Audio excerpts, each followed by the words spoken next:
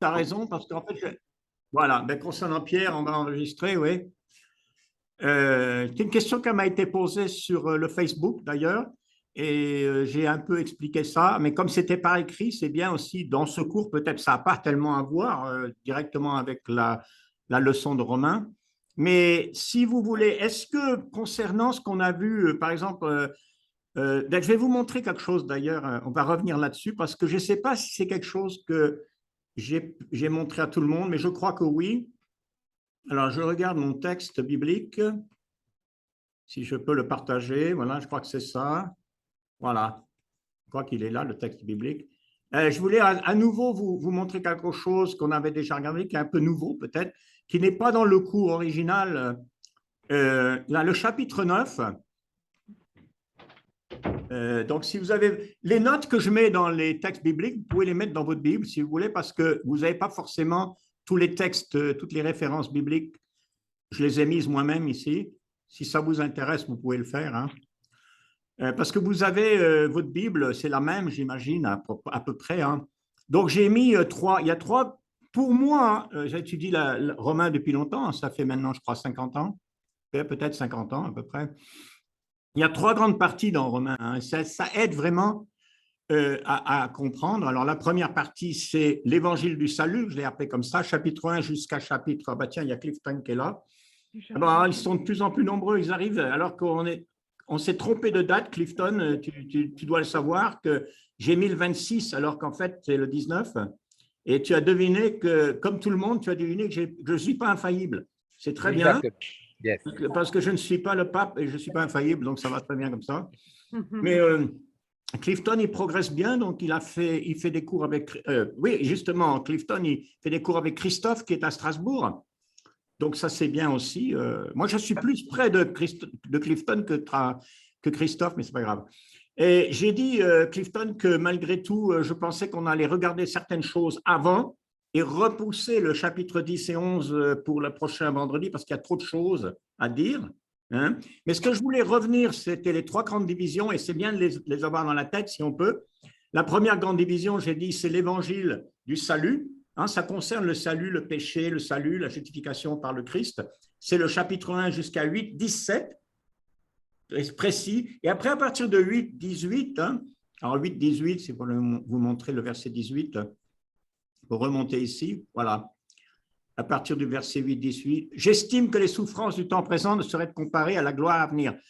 À partir de là, je crois que Paul, il entre dans une discussion ou une explication qui est plus centrée sur Dieu lui-même, c'est-à-dire pas sur le salut nécessairement, mais sur Dieu et surtout sur l'idée que tout dont il parle dans cet épître, l'évangile, c'est quelque chose qui n'est pas de l'homme, c'est quelque chose qui est prévu par Dieu, qui est dans son dessein ou son projet. Et ça, c'est une notion qui n'est pas très connue, à mon avis, pas très comprise, mais qui est très importante. Quelqu'un qui va étudier la Bible avec toi, Clifton, ou avec Gilles, ou avec Camden, ce qui serait bien, quand vous étudiez l'Évangile, ce serait à un moment donné de faire un cours sur le plan de rédemption, hein, le dessein de Dieu, le plan de rédemption, c'est-à-dire le grand portrait, comment dire, la grande image du salut, de la Genèse jusqu'à l'Apocalypse, en grand, c'est-à-dire historiquement, chronologiquement dans un sens, mais aussi spirituellement, avoir ces grandes idées en tête. Donc voilà, donc c'était le deuxième partie, et si vous regardez le chapitre 9, j'ai mis au chapitre 9 ici, Juifs et païens dans le dessein éternel du salut. C'est la question du salut comme un plan de Dieu, mais surtout, pourquoi les Juifs et pourquoi les non-Juifs, quel est le lien, la relation entre les deux, et ça c'est le chapitre 9, 10 et 11, et c'est assez compliqué, il y a beaucoup de différences d'interprétation sur ces textes, surtout le chapitre 10 et 11, donc on en parlera, mais je pense plus la prochaine fois.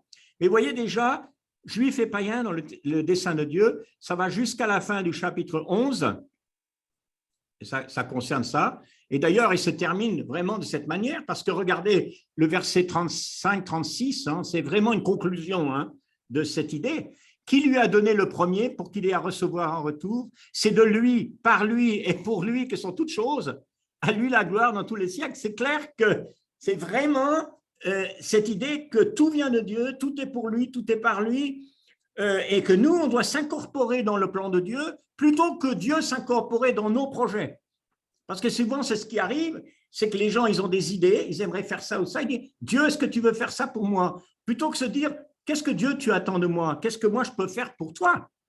Pour ton plan. Donc, vous voyez, il y a un plan et il faut qu'on se mette sous le projet de Dieu, qu'on entre dans le projet de Dieu. Et c'est difficile pour l'homme. Et je peux poser une question d'ailleurs à vous. Pourquoi vous pensez que c'est difficile pour l'être humain de dire, je vais me mettre sous ton projet, je vais me mettre sous ta volonté? Pourquoi vous pensez que c'est difficile? Tu as une idée, Camden? Parce que nos pensées ne sont pas saines pensées, peut-être. Oui, d'accord. D'accord, Gilles. Tu peux répéter, mais ce n'est pas trop entendu. Nos pensées ne sont pas toujours saines pensées. Ah ouais, très bien, d'accord. Oui, nous, on voit les choses d'une certaine manière. Donc, ça demande la foi, hein, d'accord. Quel est d'autres obstacles pour l'être humain d'accepter le plan de Dieu? L'ego, l'orgueil. Oui, l'orgueil, exactement. L'idée d'autonomie, hein, de l'orgueil. Moi, je fais ma propre, je fais ce que je veux, c'est moi qui décide. Hein? On ne va pas dépendre de l'autre. Voilà, on ne veut pas dépendre de Dieu. Ça, c'est peut-être le plus grand obstacle. Hein. Donc voilà, donc ça c'est vrai. Donc à partir du chapitre 12, j'ai mis là dans ma Bible, vous pouvez le mettre si vous voulez dans vos Bibles. Moi, j'encourage ceux qui étudient, s'ils veulent, de noter ça dans leur Bible parce que ça va les aider. Troisième grande partie, l'évangile qui transforme les hommes. Donc ça va jusqu'à la fin, hein, chapitre 12 jusqu'à 16. Et là, dans ces chapitres, c'est là qu'il va parler de l'Église. Je ne sais pas si vous avez remarqué, mais il va parler de l'Église hein, comme un corps, par exemple, les dons, etc. Ça fait partie de cette transformation, l'Église. C'est cette création que Dieu a conçue, l'Église. C'est quelque chose que Dieu a conçu, qui est très important, hein, où Jésus dit « Je bâtirai mon Église ». Alors donc, c'est tout ce que… Vous avez des questions sur ce chapitre, surtout avant.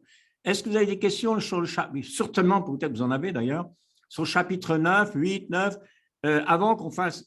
La semaine prochaine, je vais faire 10 et 11. Est-ce qu'il y a d'autres questions sur… Vous avez noté les textes, enfin, vous les connaissez peut-être, les références, beaucoup de références de l'Ancien Testament dans Romains, hein, constamment. Ça vient constamment, hein, alors vous les voyez, j'en ai mis là. J'ai mis aussi un petit peu de Nouveau Testament. Bon, par exemple, en Isaac sera nommé pour toi une postérité, j'ai noté Genèse 21, 12. Et puis, j'ai noté ici Exode 33, 19. Je ferai miséricorde à qui je fais miséricorde. Ça, c'est dans l'Exode. L'Écriture dit à Pharaon, je t'ai suscité pour montrer en toi ma puissance. Exode 9, 16. Vous voyez, toutes les références de l'Ancien Testament, il y en a sans arrêt. Et Paul fait exprès parce qu'il veut montrer à ces chrétiens que tout ça, c'est déjà avant. C'est-à-dire, comme on dit, ça fait partie d'un plan de Dieu déjà annoncé, préparé, prophétisé dans l'Ancien Testament. Donc, l'Évangile, il est déjà dans l'Ancien Testament. Au complet, on peut dire.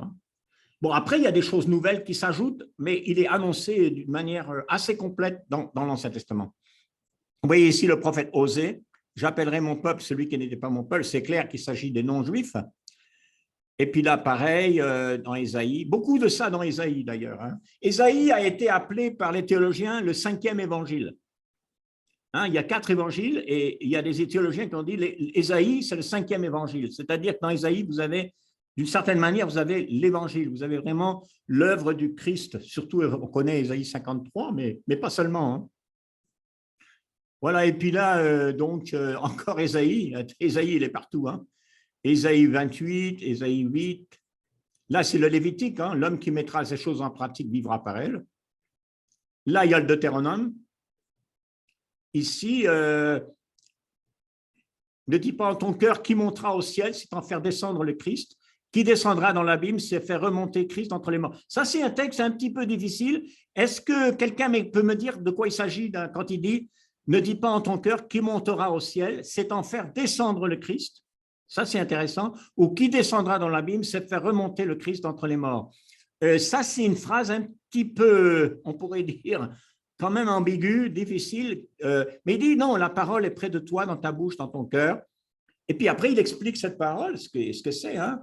si tu crois dans ton cœur que Christ l'a ressuscité des morts, hein, et tu seras sauvé, car c'est en croyant du cœur qu'on parvient à la justice. Alors, une idée concernant ces deux expressions, qui descendra dans l'abîme, la parole est près de toi, tout ça, c'est un petit peu complexe. Non? Quelqu'un voudrait dire quelque chose? Pas clair? C'est vrai que on n'a pas peut-être expliqué ça en détail dans le chapitre 9. C'est dommage que les autres ne sont pas là. En fait, si on regarde bien, cette phrase-là, ça résume un peu tout l'évangile, les bases de l'évangile. Christ, il est venu du ciel. Christ, ce n'est pas un être humain, ce n'est même pas un prophète, simplement. Christ est venu des ciels, de Dieu. D'accord? Christ est venu de Dieu. Vous m'entendez? Ça va, Clifton? Tu fais un geste là. Yann? Oui? Désolé, est-ce que c'est le chapitre 9, verset 6 que tu demandes? Oui, vous l'avez? Mais le mien, il dit, ce n'est pas que la parole de Dieu soit devenue caduque, c'est-à-dire sans résultat, Oui? car tous ceux qui descendent d'Israël ne sont pas Israël. Non, je ne sais pas si tu es dans le bon chapitre. Ah, je suis dans le chapitre 10, là, pardon. Chapitre 10, ah, désolé, c'est ça que je dis. C'est Clifton, il faisait un geste à cause de ça, oui. Ah, ok, mais voici Voilà. comment on peut. Alors, il y a des bruits et ça peut venir d'un des micros, là. Voilà, c'est de toi, je pense, Canden. Ton ordinateur, il attrape tous les parasites, tous les sons, donc c'est pour ça, voilà. Merci. Oui, je me suis trompé de chapitre, vous voyez. Alors, voilà. Ne dis pas dans ton cœur qu'il montera au ciel, c'est en faire descendre le Christ. Alors, si vous regardez Deutéronome 30, 13 et 14, il y a ces phrases-là, dans un sens. Et dans ce texte de Deutéronome, il explique, dans un sens, la loi. La loi, elle a été claire. Quand Dieu l'a donnée, ce n'est pas difficile à comprendre. C'est quelque chose qu'il faut avoir dans son cœur et qu'il faut mettre en pratique. Ça, c'est la loi. Eh bien, l'Évangile est encore clair lui aussi. L'Évangile, c'est quelque chose qui est clair. Et c'est intéressant qu'ils disent que la loi est venue du ciel. Pourquoi il dit que la loi est venue du ciel en Deutéronome? Dans quel sens la loi est venue du ciel? Par exemple, les 10 commandements, dans quel sens c'est? Qui est-ce qui a donné la loi? Dieu. Oui. C'est pas venu des hommes, c'est pas venu des pharaons, c'est pas venu de l'Égypte, c'est venu du ciel, d'accord? Donc, il faut l'accepter telle qu'elle est donnée. Ben, l'évangile, c'est venu du ciel aussi, et cette idée, Jésus le répète dans l'évangile de Jean beaucoup, il est venu du ciel. Jésus n'est pas un simple être humain ou un prophète, il vient des cieux. Hein, il est né selon l'esprit, il est né d'une vierge selon l'esprit, donc il est divin et il est humain. Alors, je pense que quand il dit qu'il montera au ciel, c'est en faire descendre le Christ, ça veut dire que c'est nier le fait que Jésus est déjà venu. C'est-à-dire, ne dis pas qui montre en ciel, il faut déjà accepter le fait que Jésus est né, qu'il est venu et ce qu'il a fait. Donc, d'accord. Et ensuite, il ne faut pas non plus dire qui descendra dans l'abîme, c'est faire remonter Christ d'entre les morts, ça veut dire, c'est comme vouloir le refaire ressusciter. Christ est mort, il est venu, il est mort et il est déjà ressuscité. Voilà l'évangile. Il n'y a pas besoin de refaire les choses, mais aussi c'est nier. Si on nie l'évangile, on nie des faits, on nie des réalités. Ce n'est pas des idées humaines, mais c'est des faits. Les gens ne comprennent pas souvent. Le Christ, il est vraiment vécu, il a vraiment parlé, il est vraiment mort sur une croix, il est vraiment ressuscité. Et tout ça, c'est vrai. C'est-à-dire que tout notre salut, ça fait partie du plan de Dieu, mais c'est réel. Ce n'est pas une idée imaginaire. Parce que les Grecs et les Romains croyaient à beaucoup de légendes, hein, vous comprenez? Beaucoup d'histoires, de mythes, de légendes. Il y avait ce problème. Maintenant, l'homme moderne, il ne croit à rien du tout, sinon à lui-même. Il croit ni aux légendes, ni aux mythes, ni à la Bible, ni rien du tout. Donc, c'est plus un problème pour nous, c'est différent. Voilà. Vous voyez un petit peu, alors, donc, il dit, hein, c'est la parole de foi que nous prêchons. Cette parole de foi, c'est le Christ, sa mort sur la croix, sa résurrection aussi, son ascension, le salut qui est dans cette croix et dans sa résurrection. Sans la résurrection, il n'y a pas de salut. Hein. C'est en croyant du cœur qu'on parvient à la justice, c'est en confessant de la bouche qu'on parvient au salut. Hein, quiconque croit en lui ne sera pas confus. C'est un texte d'Ésaïe ici. Et il dit, il n'y a pas de différence entre le juif et le grec. Ça veut dire que ce dessein de Dieu, ce plan de Dieu, il est pour le juif et il est pour le non-juif. On ne peut pas être sauvé parce qu'on est juif différemment ou parce qu'on est non-juif différemment. C'est le même accès au salut pour les deux. Voilà donc de quoi il parle. Hein. Et il appuie ça sur l'Ancien Testament d'ailleurs, mais bon. Voilà un peu. Et alors, moi, ce que j'aurais voulu m'arrêter, parce que, vous voyez, c'est déjà le chapitre 10, et je voulais expliquer ça la prochaine fois, mais on le verra plus. J'aimerais qu'il y a 2 ou 3 autres que j'aimerais qu'ils soient là, qui n'ont pas d'ailleurs participé beaucoup depuis un certain temps. Je voulais aussi que Soro soit là. Soro, il était au 50e de l'Église du Christ en Côte d'Ivoire, qui s'est passé, je crois, la semaine dernière. Hein? Et puis, donc, peut-être qu'il nous parlera un petit peu de ça la prochaine fois. Alors, vous avez d'autres questions? Sinon, je vais parler un petit peu de la question de Gilles concernant Pierre. Et puis après, je vous inviterai pour la semaine. Laïcha, tu as une question? Oui, j'ai une question sur le livre de Jonas. Oui. Nous avons lu ce livre hier dans notre étude biblique avec la famille. Oui. Et il y avait une différence entre la traduction anglais et ma traduction en français. Ah, d'accord. C'était différent. Et, il n'y avait pas une verset en français que nous avons en anglais. Ah, ça, c'est intéressant, oui. C'était quel verset? Je dois chercher. Mais tu peux répondre aux questions de Pierre après. Et, si tu veux, oui, d'accord. Si tu veux regarder. Oui, concernant la question de Pierre, ce que je vais faire, c'est que je vais faire le partage ici, si je peux. Voilà, New Share. Normalement, c'est un… Ah, c'est parce que je ne l'ai pas mis là. Celui-là, il devrait être là quand même. Est-ce que c'est ça? Est-ce que c'est celui-là? Pas certain. Est-ce que c'est celui-là? C'est ça que j'aimerais faire. C'est ce texte-là. J'essaye de le trouver. Oui? Alors, attends, je suis un peu perdu. J'essaye de refaire un nouveau partage. Je vais le mettre en grand ici et j'espère qu'il va apparaître. Sinon, je ne sais pas ce qu'on va faire. Share. Alors ça, je l'ai fait. Est-ce que vous le voyez, ça? Non. Qu'est-ce que vous voyez sur votre écran, là? Rien du tout? D'accord, vous ne voyez pas le texte que je voulais partager. Alors, je vais faire un New Share. Mais est-ce qu'il va… Ah, peut-être là, peut-être ici. Ah, voilà, je l'ai maintenant. Voilà, ici, c'est ça. Et là, vous le voyez? Oui. D'accord. Oui, c'était la question assez simple hein, de Gilles. Donc, en Matthieu 16, hein, verset 16, voilà, ici, verset 16, voilà, verset 17 d'ailleurs. Hein.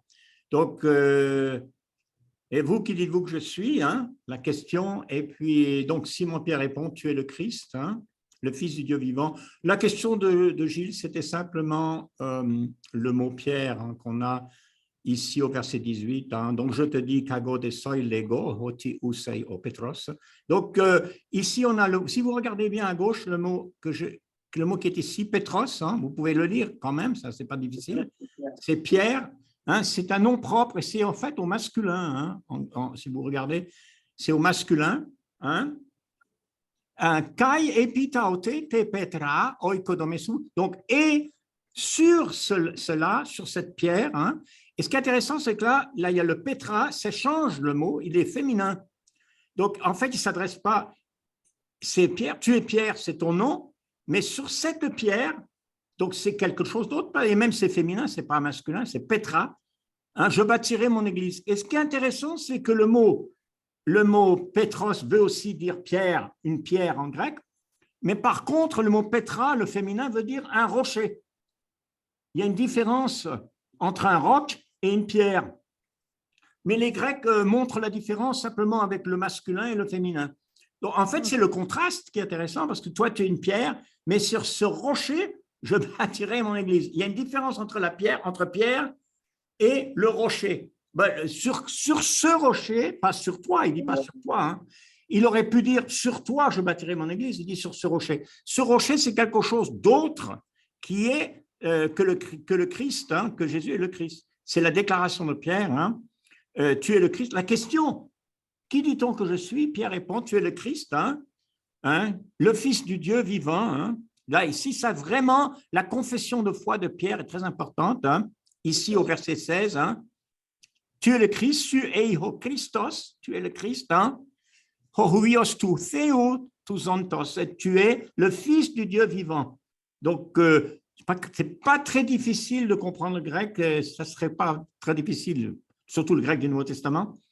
Voilà, donc vous voyez un peu la différence, hein, si on vous demande que pour le français, c'est embêtant, et vous le voyez d'ailleurs, hein, si vous regardez le texte français.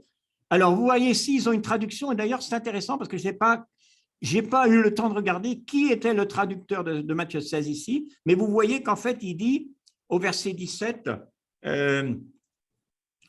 ici, oups, je ne sais pas assez loin, on va comparer les deux, hein, verset 17. Ce ne sont pas la chair et le sang qui t'ont révélé cela, c'est mon Père qui est dans les cieux. Je te dis que tu es Pierre et que sur ce roc-là, je bâtirai mon église. Les portes du séjour des morts ne prévaudront pas contre. La plupart des traductions françaises disent sur cette pierre. Donc ça, c'est intéressant. Je n'ai pas vérifié qui était le traducteur. C'est peut-être, ça pourrait être le semeur. Le semeur, la version du semeur qui est pas mal, qui est bien même, qui est. Tu es pierre, tu disais, ça peut vouloir dire une pierre. Qu'est-ce que tu dis? La définition grecque, ça veut pas dire une pierre qui rebondit, non? Ah non, jamais. Non, non. Okay. Alors, il y a un autre mot pour pierre qui est synonyme, qui est lithos, en grec, qui n'est pas mentionné là. Donc, vous avez Petros, Lithros, mais Petros, c'est souvent un nom propre. Même encore aujourd'hui, hein, il y a beaucoup de gens dans les pays, disons, du Moyen-Orient, beaucoup de gens en Grèce qui s'appellent Petros. Ils prononcent le P comme un B, hein. Petros, ils disent. C'est comme ça qu'ils parlent. Mais c'est un nom très courant encore aujourd'hui. Voilà, donc c'est un peu ce que je voulais vous montrer. Je vais être intéressé de savoir qui a fait cette traduction parce qu'il met bien le roc, c'est pas mal ça. Oui, dans la traduction que j'ai, il dit rocher, ce rocher. Ah, d'accord. Et c'est quelle traduction que tu peux me dire, la traduction que tu as? C'est Louis II de la Société biblique de Genève. Oui, d'accord, mais parce qu'il y en a eu au moins 5 ou 6 des versions. Quelle année? Je me demande si ce n'est pas 78. Quelle année? C'est pas 2007. Ah, c'est la version de 2021, ça. Je crois bien. 2007, ouais. 2007. Oui. C'est seconde 21. Ah, c'est la seconde 21, mais la seconde 21, elle a été publiée il y a très peu de temps, hein, relativement. Hein, et ils ont fait pas mal, ils ont changé certaines choses, et ça, c'est des choses qu'ils ont changé. J'avais oublié que la 21 fait ça, mais effectivement, alors c'est bien. Oui, le rocher, là, ils ont vraiment bien fait parce que ça enlève cette confusion. Pierre, tu es Pierre sur cette pierre. Les Bibles catholiques, bien sûr, font ça parce que Pierre étant considéré comme le fondement de l'Église. Voilà. Parce que l'idée que j'avais entendue, c'est que Pierre, tu es Pierre, parce que Jésus savait qu'elle allait trahir 3 fois. Alors, tu es Pierre qui rebondit, ça, je ne peux pas dire ça, mais sur cette pierre, là, la profession de foi, je bâtirai mon église, mais... Non, parce que la raison que Pierre, il est appelé Pierre, et d'ailleurs, il faut remarquer une chose, c'est que Pierre dit, dans 1 Pierre, il dit, vous êtes des pierres, à part là de tous les chrétiens, vous êtes bâtis comme des pierres sur la pierre principale, hein, la pierre de l'angle. On est tous des pierres. Pierre redevient Pierre, parce que Pierre a renié Jésus, Et après, Jésus lui a redonné, dans un sens, son apostolat, son rôle, hein, surtout en Jean, là, à la fin. Donc, Pierre redevient Pierre. Pierre redevient solide, on peut dire, dans l'Église. Il redevient quelqu'un de solide, comme tout le monde doit être. Hein. C'est-à-dire que tout le monde doit être Pierre. Tout le monde doit être costaud dans sa foi. On ne peut pas renier Jésus, on ne va pas reculer, on ne va pas faire n'importe quoi. Donc, c'est tout le monde qui doit devenir costaud comme une pierre, faire partie de la pierre, mais sur la pierre principale, le rocher, la pierre d'angle. Voilà, donc… La pierre en Sion, oui, la oui. pierre de Sion, là. Oui, alors Ésaïe est cité dans Romains, on a regardé tout à l'heure, hein. Je peux le montrer ici, si je peux revenir à ça. Alors, start the share. Ah, on part. Oui, ben, on peut simplement, je vais dire que dans le chapitre 9 de Romains, et même en 10, il cite Ésaïe 28 au verset 16, comme il est dit en Ésaïe, j'ai établi en Sion une pierre d'angle, une pierre précieuse. Celui qui s'appuiera sur elle n'aura pas hâte de fuir, la traduction littérale, hein, n'aura pas hâte de fuir, donc il sera solide, il sera dans la sécurité. Donc la pierre de Sion, c'est Jérusalem. Hein. Donc Jérusalem, c'est à partir de là, à partir de Jérusalem, c'est à Jérusalem que Jésus est mort, c'est là qu'il est ressuscité, et c'est à partir de là que l'évangile était annoncé. Et en acte 2, c'est là que l'Église commence, en acte chapitre 2, à Jérusalem. Est-ce qu'on peut dire que c'est la nouvelle Jérusalem? Oui, dans un sens, oui, parce que l'Apocalypse décrit à la fin de l'Apocalypse, chapitre 21-22, il dit que la Jérusalem céleste, c'est aussi l'épouse de Christ. Et qu'est-ce que c'est que l'épouse de Christ? L'Église. Exact. Donc, effectivement, c'est la Jérusalem céleste. Aussi, dans Galates, il dit la même chose. Hein. La Jérusalem terrestre qu'on connaît, et il y a la Jérusalem céleste qui dit d'ailleurs dans Galates, elle est libre. Elle n'est pas sous la loi de Moïse. C'est la même chose pour le peuple d'Israël. Le peuple d'Israël a pris fin en l'an 70, mais le nouveau peuple d'Israël est maintenant spirituel. Ben, c'est vrai que la Jérusalem physique a été détruite en 70, mais elle existe encore, hein, la ville de Jérusalem. Il y en a qui attachent une grande importance à la ville physique, hein, de Jérusalem, qui attachent une très grande importance à ça, mais je crois quand même que la vérité biblique, c'est que le salut de Dieu, il est spirituel, il est céleste, il n'est pas vraiment terrestre. Ce n'est pas parce qu'on habite à Jérusalem qu'on va être sauvé, ce n'est pas parce qu'on va voyager à Jérusalem qu'on va être mieux avec Dieu. Donc, c'est spirituel. Et d'ailleurs, il dit dans Hébreux 12, je ne sais pas si tu connais ce texte, il dit, vous vous êtes approchés des myriades des anges de la Jérusalem céleste. Hein? Il le dit là. Voilà, alors finalement, on a fait une petite discussion là, ce n'était pas exactement ce que je voulais, c'est ma faute. Il faudra que je vous envoie donc un email, et cette étude de Romains va se prolonger un peu au mois de septembre, puisque ça aurait dû finir à la fin août, mais on continuera hein, jusqu'à ce qu'on ait fini, je pense, probablement à la fin septembre. Donc, il nous reste, je crois, peut-être 4 ou 5 vendredis quand même. Voilà, ben écoutez, c'est très bien. Ça fait plaisir. Alors, André, il est là. On est content de voir André. Il n'y a pas Sarah, qu'elle n'est pas là. Mais André, il n'a pas beaucoup parlé, mais il écoute. Ah, c'est Sarah, là? Moi, je ne la voyais pas. J'ai dit, mais… Ah, d'accord. Je me disais, mais elle se cache, elle est très timide. Hein. Voilà. Ne t'inquiète pas, moi aussi, je suis très timide. Alors, comme ça, on n'était pas la seule. Alors, c'est content que tu sois là. Et contente de voir André aussi et de voir Gilles. André, oui? il est en super forme. Avant ça, il ne parlait pas beaucoup, mais là, il commence à reprendre du poil de la bête. Ah ben, le poil de la bête, ah ben, ça c'est vrai. Tant mieux, il reprend le taureau par les cornes, comme on dit. C'est bien. Alors, Gilles, vous savez qu'il y a eu, la semaine dernière, je crois, c'était la réunion fraternelle à Saint-Ambroise. Tu y étais, Gilles? Oui. Ça s'est bien passé? Oui, dans l'ensemble, c'était très, très bien. J'ai rencontré des personnes avec qui je parlais sur Messenger, mais que je n'avais jamais vu en personne. Ah, c'est bien. Puis, on a eu un bel échange, on déjeunait ensemble, ceux qui couchaient là, puis on est allé au restaurant, on a fait la présentation du samedi.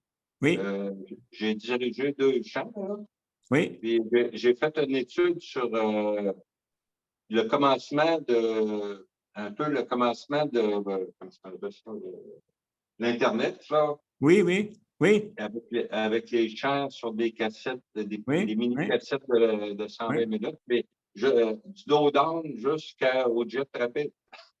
Alors, Gilles, il a fait quelque chose de très intéressant, c'est qu'avec un programme qu'il a et avec un petit piano, je crois, il a fait les chants chrétiens qu'on a, les 4 voix pour pouvoir apprendre à chanter ces voix. Et donc, il faut lui parler à Gilles, si vous êtes intéressé dans l'église locale où vous êtes, de pouvoir apprendre les chants, là, le soprano, alto, ténor, basse, pouvoir apprendre les voix, ça aide, c'est vraiment utile pour apprendre à chanter. Je ne sais pas si même Camden ou Clifton, ça vous intéressera, mais il faut être en contact avec Gilles parce qu'il a fait un grand travail. Combien tu as fait de chants? Tu as fait beaucoup de chants, je crois, hein? Une centaine peut-être? Là, j'ai fait les 596, mais je n'ai pas la permission de toutes les publier. Ah, Mais à peu près 80% sont évangéliques, puis ils m'ont donné la permission aux autres. d'accord. Mais Oui. là, je suis rendu j'en avais publié 150, mais j'ai été obligé de les effacer parce Ouais. que c'était mentionné Ouais, quant à mon cœur. ouais, Mais maintenant, je mets la vraie source d'où ils viennent. ouais. Et je suis rendu à 125. Oui, il y a beaucoup des chants qui sont du livre Les ailes de la foi. Donc, il a repris pas mal de ces chants-là. Et donc, voilà, donc ça, c'est un bon instrument. Si Clifton s'intéresse aussi en Haïti pour chanter. Il y a une chose que je suis bien content, c'est que Juliane Saint-Laurent, là, Grenier, là, la femme à Jean, Oui, Anne, oui. elle a découvert que l'alto, c'était pas la même mélodie que le soprano. Elle Ah non, savait c'est pas. différent. Oui. Mais il faut aussi avoir la voix qui correspond parce que si tu chantes, c'est pas tout le monde qui peut chanter alto, c'est un petit peu des fois un tout petit peu bas. Donc, mais oui, C'est la femme. ça C'est la dépend si femme. elle est contre alto ou soprano. Mais ouais, c'est Ben, bien elle d'avoir fait chante ça. alto, mais elle chantait la même mélodie que le soprano. Ouais, Parce qu'elle ben, c'est s'était pas différent. rendue compte que la mélodie était différente. Ouais, ouais. Eh bien, c'est bien. Écoutez, moi, je vous salue. Je verrai. Je vous envoie tout de suite, d'ailleurs, même là, aujourd'hui. D'ailleurs, hein, on va faire un petit lien pour cette explication parce que peut-être ça intéressera d'autres, ces questions qu'on a eues là. Et puis, je vais peut-être demander quand même à Camden. Je ne vois pas Clifton, alors il est toujours là, je pense, mais lui, je vais le laisser un peu. Je crois qu'il ne peut pas parler beaucoup. Je vais demander à Camden. Camden, ça va bien la famille? Camden a été très malade, mais apparemment, il va bien maintenant. Tu vas bien? Ouais, je suis parti, enfin, j'ai demandé à beaucoup de frères et sœurs de prier. Et juste avant le culte dimanche, parce que je reconnais bien les douleurs de Pierre. Encore une fois, on parle de Pierre, mais c'est une autre Pierre maintenant. Ah oui, les pierres dans les reins, ouais. Donc, ouais, je connais très bien les douleurs de Pierre parce que j'ai déjà lutté avec ça dans le passé. Et ça ressemblait, 95% c'était ça même. Ouais. Mais j'ai prié à Dieu que ça soit enlevé avant même que j'aille voir le docteur. Et je suis parti, le docteur a beau chercher quel était le véritable problème de mon douleur. Et la douleur était partie, il n'y avait rien dans mon ventre, dans mon rein, partout il a vérifié. Mais en même temps, la douleur est partie. Et je remercie tous les frères et sœurs qui ont prié. Donc, gloire à Dieu. C'est bien, Camden. Merci de ces nouvelles. Donc, tout va bien, c'est bien. Ben, écoutez, c'est très, très bien. Moi, je dois demander à Camden, tu veux nous conduire en prière, là, et on pourra après se Ok. séparer. Ok. Notre Père qui es aux cieux, au nom de Jésus-Christ, notre seul et unique Seigneur et Sauveur Jésus, qui est mort sur la croix, qui est ressuscité, qui est monté au ciel, qui est devenu notre seul et unique Seigneur et Sauveur. En son nom, nous vous prions, Père, nous vous glorifions, nous vous remercions de ce privilège de pouvoir se connecter entre frères et sœurs de par le monde entier, Père. Je vous rends grâce, Père, pour toutes ces grâces. Et Père, je vous demande de bénir toutes les familles respectivement, à Clipton, sa famille, à Gilles et André, sa famille, à Yann Opsinch et à les chats Denis. Papa, de les bénir abondamment afin que leur famille reste unie en Christ, que Jésus soit au milieu des couples, des enfants et de la famille et de leurs églises respectives. Père, nous vous demandons de nous protéger de toute tentation, de toute attaque de l'ennemi et de nous garder tout près de vous. Aide-nous à nous rapprocher plus près de vous, à vous connaître et à ressembler comme vous, afin que le monde, en nous connaissant, il vous glorifie, Père. Père, nous vous demandons de l'unité sans cesse et que la gloire soit toujours à vous. C'est au nom de Jésus-Christ que nous vous demandons ces grâces. Amen. Avant de se séparer, j'ai oublié que Leïcha voulait mentionner une différence de traduction sur Jonas. Tu veux nous dire le verset? Je ne pourrais peut-être pas répondre là, maintenant je regarderai. Oui, c'était dans le chapitre 1. Oui. Dans ma traduction, il n'y a pas un chapitre 1, verset 17. 17, il n'y a d'accord. pas un 17. Dans le français. En anglais, il y a un 17. Ah, c'est possible. Tu veux nous dire le verset 17 en anglais? My daughter's, ma fille,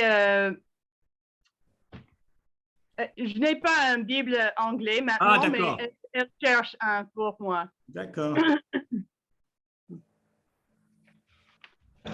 Et vous utilisez, Leïcha, vous utilisez King James? Non, normalement, nous avons le New King James. Oui, c'est bien aussi. Parce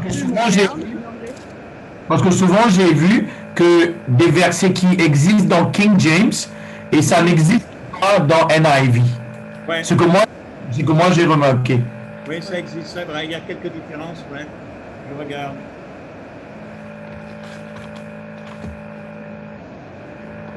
S'il n'y a pas, alors je regarde, c'est intéressant. Ah oui, ça s'arrête. S'arrête au verset 16. Et c'est quoi en anglais, verset? Tu l'as en anglais? C'est 17, c'est verset 1 dans le chapitre 2 en français. C'est le même verset, mais c'est bizarre. Oui, non, ça arrive. C'est pas une question de texte. Le texte est le même, c'est la coupure qui est différente, c'est tout. Donc, il n'y a rien qui est enlevé. Ça arrive, hein, c'est pas, je pourrais te montrer une dizaine comme ça. Toutes les versions anglaises sont d'accord, à mon avis, sur les chapitres et versets. Par contre, quand on change de langue, ça change des fois. Et parce que quand on a fait en français, hein, tout ça c'est fait sur les siècles, on n'a pas forcément exactement coupé au même moment, mais ça n'a aucune importance, parce que de toute manière, il n'y a pas de chapitre et de verset normalement dans les textes originaux. Donc, il y a toujours… Donc, tu dis que ce que tu dis, c'est qu'en anglais, quand il dit « L'Éternel fit venir un grand poisson pour engloutir Jonas », ça, c'est le verset 17 en anglais. Oui, mais il n'y a rien qui est enlevé, hein, donc c'est pareil. Hein. Alors, vous savez que le grand poisson ici, en hébreu, ça n'est pas une baleine. Hein. Il traduit bien le grand poisson, c'est l'hébreu hagadol, qui veut dire un grand poisson. Donc, si les gens disent les baleines ne peuvent pas avaler des gens, ben, ce n'est pas une baleine. Donc, ça, c'est aussi pas mal de savoir. Et bien, la traduction est bien faite, elle a dit grand poisson. Ok, c'est quel chapitre? Là, elle dit la fin du chapitre 1 et le début du chapitre 2 de Jonas. Donc, en fait, il n'y a rien d'enlevé, si je comprends bien. Hein, la coupure est un peu différente. Mais il ne faut pas tenir compte trop des chapitres et des versets parce que ce n'est pas quelque chose qui a été fait plus tard, hein, pour faciliter la lecture des textes. Et c'est une autre chose que m'a surprisé quand le les premières fois que j'ai lu la Bible en français et aussi en espagnol, Ouais. qu'on ne parle pas de Dieu avec vous. Oui, oui. Oh, OK. Mais normalement, quand j'enseigne les étudiants à parler, je dis que c'est très important pour donner de la respect, Mais, de dire vous à des personnes que vous ne connaissez pas ou des personnes plus âgées. Mais c'était une surprise pour moi que dans la Bible, on n'utilise pas vous pour parler avec Dieu. oui, mais pourtant, il y a des cas où c'est fait. Par exemple, dans le Notre Père, les anciennes versions du Notre Père, je dirais les versions catholiques, peut-être avant les années 50, 60. Moi, quand j'ai appris le Notre Père chez les prêtres, on disait toujours vous. Hein. Okay. On disait vous à Dieu. D'ailleurs, c'est comme ça même que Camden y prie avec vous quand il parle à Dieu, et c'est très, très bien. Mais ça a changé après. Ça, c'est vraiment intéressant ce que tu dis, même par rapport à l'anglais, parce que la King James, elle a une manière différente aussi de s'adresser à la deuxième personne. Hein. Thou. Mais ça, c'est pour indiquer que thee and thou, c'est indique que la personne est singulier et pas pluriel. Oui. C'est pluriel. Yeah. Oui. Yeah. Oui, il y a des différences comme ça, mais c'est vrai que c'est intéressant. Pourquoi dans les relations familiales ou avec les gens, on dira vous et pas dans le texte biblique. Et je crois je vais te dire, je pense la raison. Je pense, hein, ça vient du texte original. C'est-à-dire que le français a développé un code social où on dit vous et tu. Et d'ailleurs, ça a changé avec le français suivant les époques, hein, comme en anglais. Par contre, si on traduit exactement, par exemple, de l'hébreu, supposons si on traduit de l'hébreu, il n'y a pas cette différence. En hébreu, il n'y a pas une deuxième personne polie pour s'adresser à Dieu et pour s'adresser aux êtres humains, pareil en grec. Donc ça, c'est très intéressant, mais ça vient de là. Parce que si on va respecter le texte grec ou hébreu, on va traduire avec ça, avec tu. Mais par contre, c'est vrai que dans certains cas, comme par exemple dans le Notre Père, qui est devenu un peu quelque chose de répété, dans l'Église catholique, on répétait le Notre Père, et d'ailleurs même pour Je vous salue Marie, pleine de grâce, le Seigneur est avec vous. Hein? Donc, on a appris la prière à Marie aussi sous cette forme polie, quand on s'adresse à Marie ou au Saint. Donc ça, c'est très, très intéressant, mais par contre, si on voulait traduire le Notre Père directement du grec, on dirait pas vous. Ouais. Okay. Donc ça vient de là, je crois, quand même. Ça, c'est vraiment incroyable. Les langues, c'est intéressant parce que les langues, ça change. Il faut un peu comprendre. Tu connais les langues, les chats, elle connaît plusieurs langues, donc elle voit ces choses-là que tout le monde forcément ne voit pas. Oui, Gilles? Quand j'étais à petite école, Notre Père, il était avec des vous. Oui. Puis on disait, ne nous soumettez pas à la tentation. Oui. Alors que la Bible dit le contraire, c'est pas Dieu qui soumet à la tentation. Attention, parce que le pluriel de la première personne, il existe, il est dans le grec. Notre Père qui est aux cieux, c'est le nôtre pluriel, c'est dans le grec. C'est la première personne. La prière du Notre Père, elle est communautaire, c'est-à-dire que ce n'est pas une prière mon Père. C'est toujours, tu remarques, le Notre Père, c'est toujours au pluriel à la première personne. Hein, ne nous soumets pas à la tentation, ça c'est normal. Hein, pardonne-nous nos offenses. Ils l'ont corrigé, maintenant ils disent ne nous laisse pas succomber à la tentation, puis même il y a une nouvelle version de nous. Oui, parce que c'est plus Dieu qui soumet à la tentation. Là. Ils l'ont corrigé. Non, mais on a été des années à dire ne nous soumets pas à la tentation. Il faudrait en parler à un autre moment, mais moi j'ai écrit tout un commentaire sur le Sermon sur la montagne, très détaillé, et en français et en anglais. Et effectivement, il y a une difficulté de ce texte en particulier, ne nous soumets pas à la tentation. Il y a une difficulté, il y a une différente manière qu'on peut comprendre et qu'on peut traduire ça. Donc, on peut le traduire. D'ailleurs, elle a été traduite de différentes manières Pourquoi? Parce que c'est comme si on était en train de dire que c'est Dieu qui nous soumet à la tentation, mais Dieu ne nous soumet pas à la tentation, parce que Jacques il dit, Dieu ne tente personne. Hein?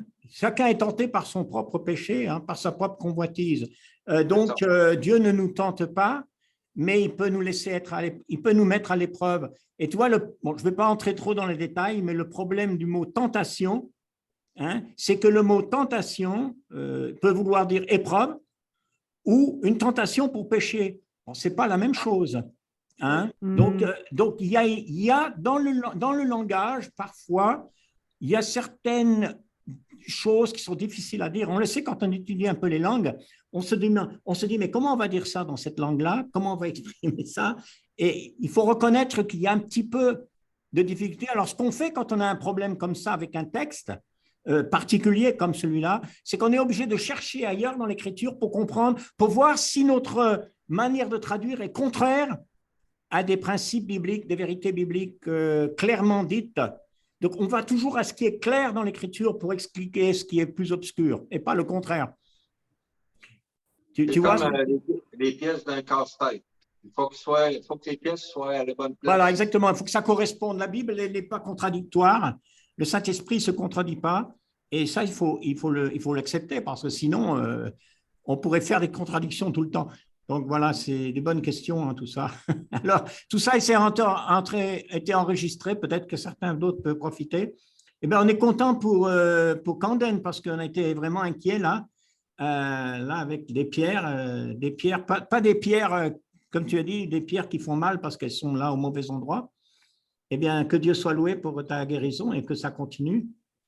Alors, peut-être tu peux parler un jour avec ton médecin et poser la question, est-ce qu'il y a un lien entre le potassium, le manque de potassium et les pierres? Parce que je pense qu'il y a un lien, mais ce n'est pas médecin, mais je te conseillerais de regarder un peu de ce côté-là. OK. Souvent, ce sont les minéraux, qu'on appelle en anglais les trace minerals, les minéraux qui jouent un rôle important sur cette question de pierre. Mais bon, je ne veux pas rentrer là-dedans parce que c'est un autre domaine. Je ne veux pas qu'on me prenne pour un docteur, un médecin. Le citrate de magnésium. Magnésium est très important, ça dépend lequel, mais bon, on ne va pas rentrer non plus là-dedans. Mais j'ai plus de vertige, Yann, depuis 3 ou 4 mois. Tu prends du magnésium? Oui, du citrate de magnésium. Oui, il t'en faut pas mal, hein, tous les jours. Ça manque, 80% de la population manque de magnésium, mais je ne veux pas, comme je dis, trop, parce que moi, je m'intéresse à ces choses-là. Parce que j'ai une épouse qui est très poussée dans les choses médicales, donc je suis un peu le perroquet, là, je répète un peu ce qu'elle dit, donc je ne vais pas trop parler.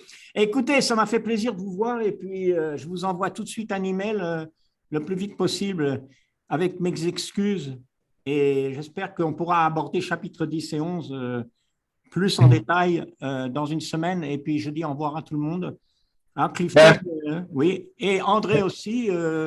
Alors André, content de ta présence. Sarah, je vois qu'une partie, voilà, je vois Sarah maintenant. Eh bien, au revoir tout le monde et que Dieu soit avec vous.